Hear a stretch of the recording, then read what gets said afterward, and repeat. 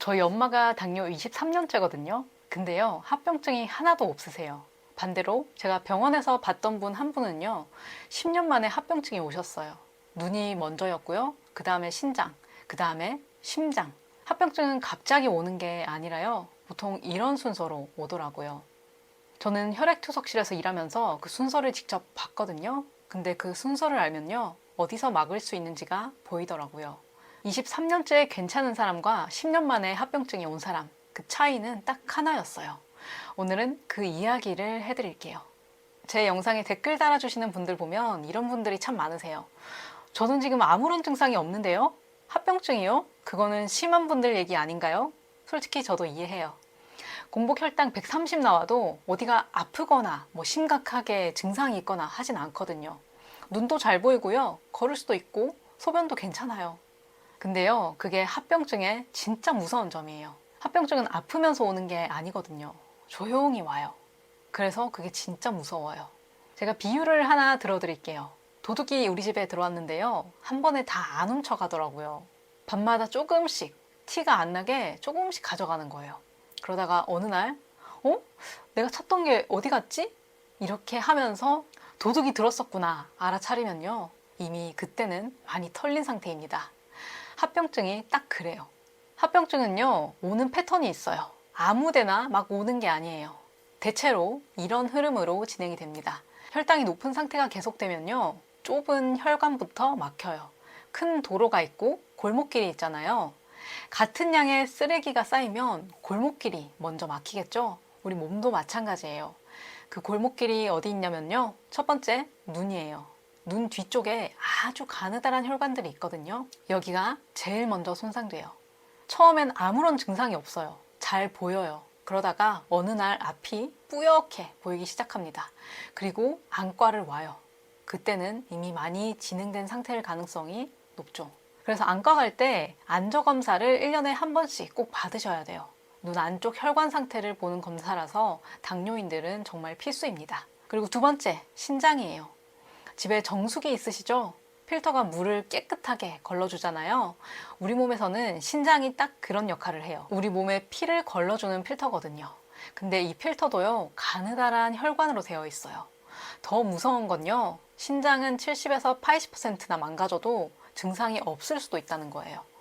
아침에 눈이 퉁퉁 붓고 오후만 되면 기운이 쪽 빠지고 다리가 퉁퉁 부어도요, 그때까지 많은 불편함을 못 느낄 수도 있어요. 그래서 이런 증상들이 조금씩 더 심해진다 싶을 때 병원을 가요. 그러면 그때는 이미 조금 더 많이 나빠진 상태일 수도 있다는 거죠. 세 번째, 신경이에요.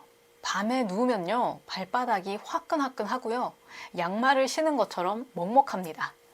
여기서 더 진행되면요, 감각이 사라져요. 발에 상처가 나도 못 느끼고 곪기 시작하는 거죠. 그게 당뇨발의 시작점이에요. 이게 왜 그러냐면요, 신경 쪽에 작은 혈관이 손상되면서 감각이 사라지는 거예요. 그래서 우리가 당뇨인들은 발을 정말 조심히 잘 다뤄야 된다, 이런 말을 많이 하는 거예요. 눈, 신장, 신경, 여기까지가 작은 혈관들이에요. 조기 검진으로 잡을 수 있는 골목길인 거죠. 꼭 이 순서대로 합병증이 오는 건 아니지만요, 작은 혈관부터 먼저 손상이 되기 쉽다라는 건 똑같아요. 네, 이제 그 다음에는요, 큰 혈관이 막혀요. 골목길 다음에는 고속도로가 막히기 시작하는 거죠. 고속도로가 막히면 어떻게 되나요? 대형 사고가 나잖아요. 우리 몸도 똑같아요. 심장 혈관이 막히면요, 심근경색, 심장 마비가 오고요. 뇌혈관이 막히면 뇌졸중, 중풍이라고도 하죠. 추운 날 갑자기 쓰러지는 당뇨인이 많아진다. 이런 원인도 심장이나 혈관 쪽에 많이 망가져 있기 때문에 그래요. 그래서 당뇨인 사망 원인 중 가장 흔한 원인이 심장이나 혈관 쪽이라는 결과도 많죠. 여기까지 들으시면 좀 무섭거나 공포감이 들 수 있는데요. 그런데 이 합병증에도요, 막을 수 있는 시점이 있어요. 그게 언제냐면요, 당화 혈색소를 6.5 이하로 유지할 수 있는 그때인 거예요. 그러면 합병증 위험이 확 줄어들거든요. 다만 병력이나 개인 상황에 따라서 다를 수 있으니까요, 주치의 선생님이 정해주신 목표에 맞추는 게 가장 좋습니다. 그냥 이렇게 이론적으로 말씀드리면 직접 와닿지 않을 수도 있으니까 제가 혈액투석실에서 직접 배웠었던 한 사례를 말씀드릴게요. 처음에 이분을 뵀을 때는 혈액투석실에서였어요. 당뇨 때문에 신장이 안 좋아져서 투석을 받고 계셨거든요. 투석을 받으러 오기 시작한 지 한 6개월, 8개월쯤 지나서는 한쪽 눈이 서서히 안 보이기 시작했고요. 그 다음에는 발목을 잘라야 됐어요. 또 그리고 시간이 조금 더 지나서는 양쪽 눈이 다 안 보이게 됐고요. 그 다음에는 다리를 잘라야 됐어요. 그리고 2, 3년 후에 제가 퇴사를 했는데요. 그 후에 선생님께 좋지 않은 얘기를 들었습니다. 작은 혈관부터 큰 혈관까지 갑자기 온 게 아니라 제가 말씀드린 그 순서대로 합병증이 오기 시작한 거예요. 그래서요, 당뇨를 진단받고 몇 년 되지 않으셨어도 합병증이 시작될 수 있어요. 특히 진단이 늦었던 분일수록 더 많은 합병증이 발생할 수도 있겠죠. 그리고요, 당뇨를 진단받은 분들 중 상당수는요, 이게 연구에 따라서 결과가 조금씩 차이가 있기는 하지만 많게는 절반 가까이 이미 초기 합병증이 시작된 상태다라는 결과들이 많아요. 건강검진 받았을 때 혈당이 좀 높네요 얘기만 들었는데 알고 봤더니 이미 시작이 꽤 많이 진행된 경우인 거죠. 그러면 이게 늦은 거냐? 그건 아니라는 거예요. 초기에 관리를 잘 하면요, 합병증 위험을 수십 %까지 줄일 수 있다는 연구들도 있거든요. 실제로요, 저희 엄마가 당뇨 23년째인데요. 안과를 갈 때마다 앉아 검사를 받으시고요. 소변이랑 피 검사로 신장 상태도 확인을 하시고요. 요즘은 체중 관리도 정말 잘하고 계세요. 당뇨 23년 차인데요. 아직 많이 괜찮은 거예요. 10년 만에 합병증이 전부 오는 경우도 있고 그렇지 않은 경우도 있더라는 거죠. 그래서 그 차이가 뭐냐 하면요, 관리를 했느냐 안 했느냐, 그게 크다는 거예요.